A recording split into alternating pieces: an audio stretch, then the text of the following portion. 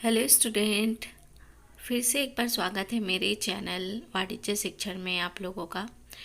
वाणिज्य शिक्षण से ही मेरा उद्देश्य है कि मैं आप लोगों तक वाणिज्य से संबंधित अकाउंट, मैनेजमेंट, इकोनॉमिक्स, इन सभी विषयों के बारे में जानकारी आप तक पहुंचा सकूं।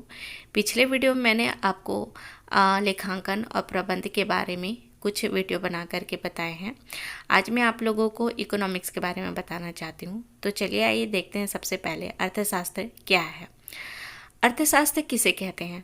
मनुष्य अपने दैनिक जीवन में अनेक प्रकार की आर्थिक क्रियाओं में संलग्न रहता है, जिसका एकमात्र उद्देश्य धन की प्राप्ति करना होता है। धन अर्जित करने के उद्देश्य से किया गया कोई भी कार्य आर्थिक क्रियाओं की श्रेणी में आता है।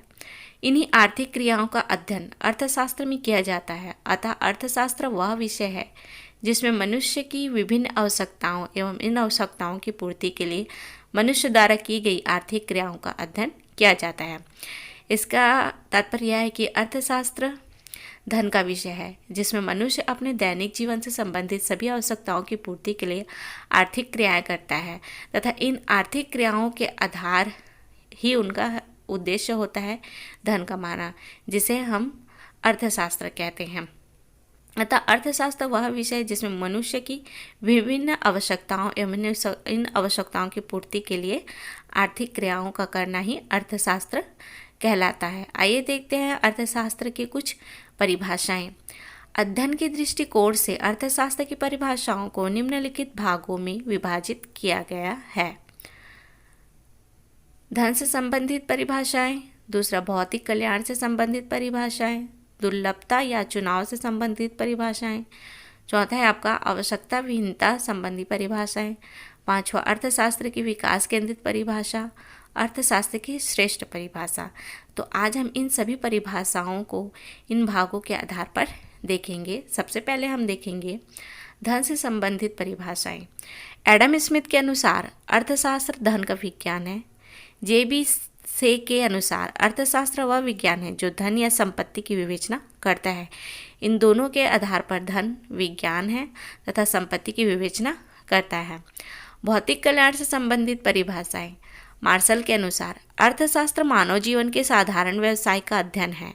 यह व्यक्तित्व तथा सामाजिक क्रियाओं के उस भाग की जांच करता है जिसका भौतिक सुख के साधनों की प्राप्ति और उनके उपयोग से घनिष्ठ संबंध है। इस प्रकार यह एक ओर तो धन का अध्ययन है, जबकि दूसरी ओर तो अधिक महत्वपूर्ण है मनुष्य के अध्ययन का भाग। इसमें मार्शल ने कहा है यह धन का विषय है तथा मनुष्य के अध्ययन का भी महत्वपूर्ण भाग है। फिर है पिगू के अनुसार अर्थशास्त्र आर्थिक कल्याण का अध्ययन है। आर्थिक कल्याण सामाजिक कल्याण का वह भाग है जिसे प्रत्यक्ष या परोक्ष रूप में मुद्रा द्वारा मापा जा सकता है। पिगू के कहे के अनुसार है आर्थिक कल्याण तथा सामाजिक कल्याण का भाग है जिसे प्रत्यक्ष रूप से मुद्रा में ही मापा जा सकता है। अर्थशास्त्र मुद्रा के रूप में ही मापा जा सकता है।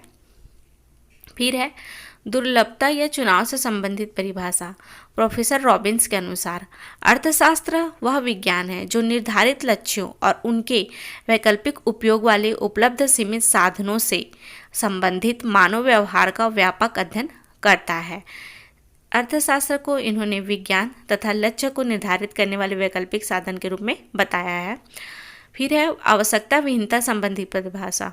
जे.के. मेहता के अनुसार अर्थशास्त्र वह विज्ञान है जो मानव व्यवहार का अध्ययन आवश्यकता विहीनता के लक्ष्य को प्राप्त करने के साधन के कार्य में करता है साधन के रूप में करता है।